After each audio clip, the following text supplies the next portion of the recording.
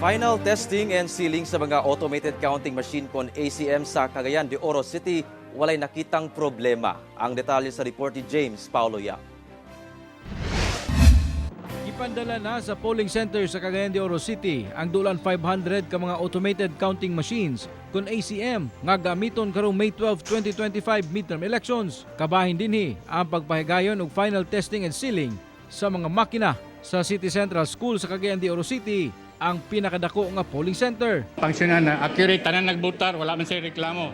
Nay nag-overvote, ang gigawa sa iyang resibo po, overvote.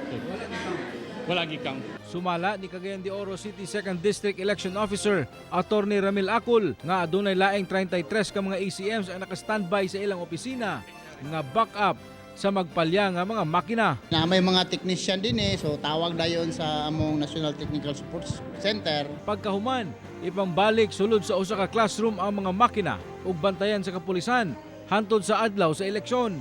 Gisugdan sab sa Comelec Bar ang final testing and sealing sa mga ACM sa Lanao del Sur sa lungsod sa Taraca.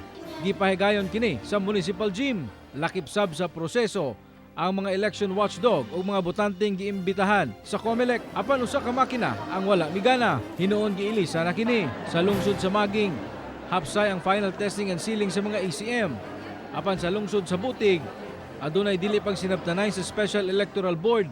Maong gipulihan una kini. Kapinapulo ka lungsod sa Lanao del Sur ang nakapahigayon na sa final testing and sealing sa mga ACM. May mga municipalities talaga that there are some machines na may technical issues, no? Some municipalities like I think Kapay, no, Bimatan, and some others, no. 1, 2, 3, 4, 5. There are 5 municipalities, but very minimal lang naman number. I think 1 at most 2, no, na machines na ano.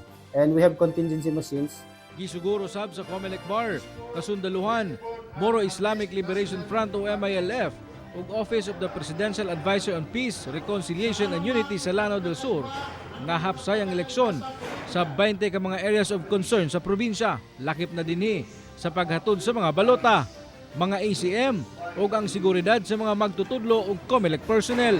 Andam na sab ang 3,700 trained police sa BARM kung asa 1,400 ang musilbi kung adunay magtutudlo nga mobalibad isip Electoral Board sa Lanao del Sur. Kauban si Makoy Sempron, James Paulo Yap, 1 Mindanao.